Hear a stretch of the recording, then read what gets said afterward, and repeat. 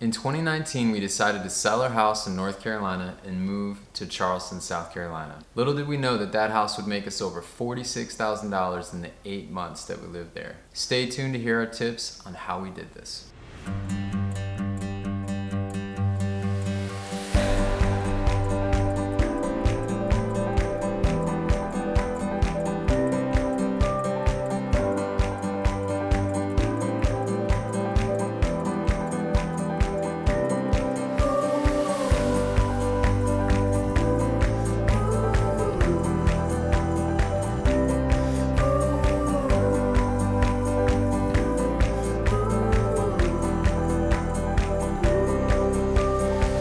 Hey guys, it's Jared and Amber here with Holy City Family. Our goal is to empower everyone to achieve financial independence and to provide the best education for their children so that everyone can achieve their dreams and ambitions in life. If it's your first time here, thank you so much for joining us.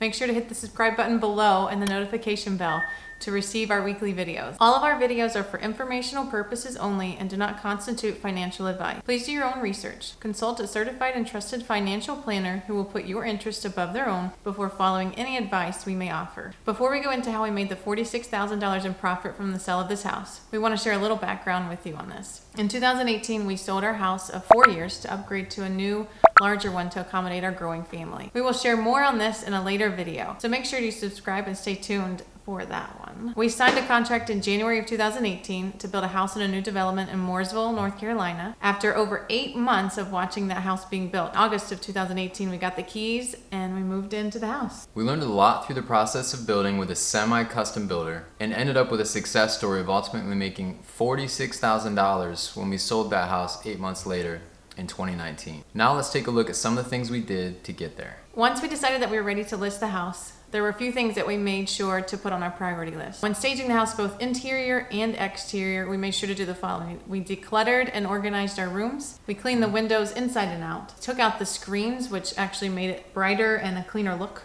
for the photography and then also for people looking at the house. Changed the bulbs in the bathrooms to daylight bulbs. We created an oasis in the bedrooms and the bathrooms by adding the plush pillows, blankets, really just made it seem like it was a hotel and they were checking in for the night. Fresh flowers in the kitchen.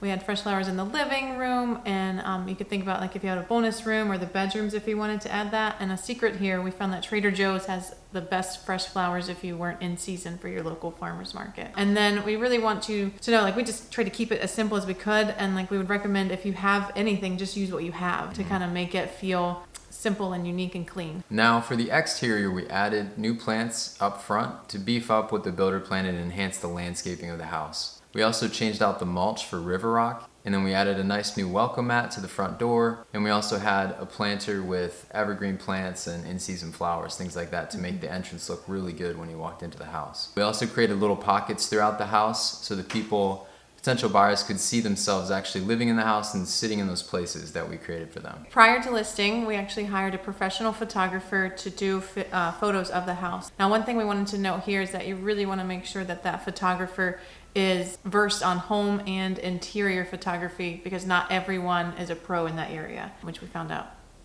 with several other houses. And we also worked with a local real estate agent and devised a plan with him to give him 1% commission of the sales on this on the house. And just so you guys know, the 3% commission is not a mandatory number. You actually have the power to negotiate that commission. We also created custom folders for our potential buyers that included the following things: HOA covenants, house measurements and floor plan, the plat map, disclosure statement, a custom booklet with features of the house and the surrounding area that we created, a handwritten personal letter to each potential buyer. Along with the folder, we created a custom for sale sign to hang in the front yard. We included the price, key features of the property, and a number to set up showings. Then we had it printed in a local print shop on metal sheeting. So also prior to the listing, we created custom images with highlighted key areas of our house and photos of milestones of the build process. We then casted those to our TV on a loop using our Chromecast and Google Photos. In addition, we created custom tent cards that we placed around the house strategically to really remind potential buyers of those key details that we're hoping that they notice of our house. And for the showings, we made sure to turn on all the lights before every single showing. We baked fresh cookies, made fresh coffee, and left water and drinks out for potential buyers. Now for the final offer. So ultimately we bought this house for $375,000 in August of 2018, and then we sold it for $445,000 in July of 2019. After all the realtor and legal fees were paid, we netted around $46,000 in profit. When we got the final offer, we also gave the buyers an opportunity to buy or to purchase our furnishings for a specific price. We've done this a few times and it seems to benefit both parties. Okay, so you might be wondering, why did we sell a brand new house that was pretty much perfect? And as a family, it's just something that we always wanted to do. We always wanted to live in Charleston. We got married there, we vacationed there every year. And we love the history and the fact that anywhere you are, you're about 10 to 15 minutes from the beach. So we came to the conclusion that we talked about it for a while, went back and forth, but we decided that rather than wait until we retired, we'd rather have the kids move to Charleston with us. At the time, we had a 2-year-old and a 5-month-old, and we really just wanted to give them an opportunity to grow up in the Charleston area and experience that with us. So far, our move to Charleston has been successful for us too.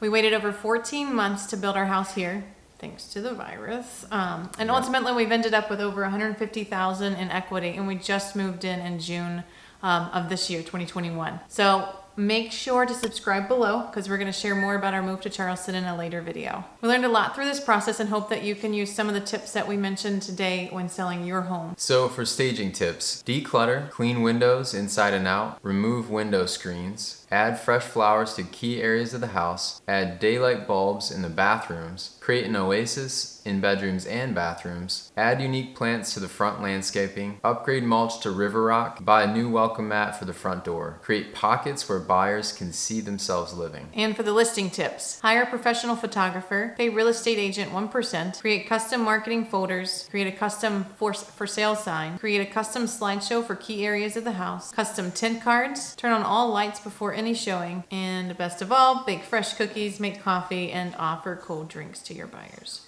If you guys have any tips that helped you sell your home, please share that in the comments below. We would love to hear from you. If you like this video, give us a thumbs up and reach out to us in the comments below. You can also email us and follow us on Instagram. And our goal is to read every comment and email and respond as often as we can. Be sure to subscribe to our channel and join as we learn, save, and grow together. Thanks, guys.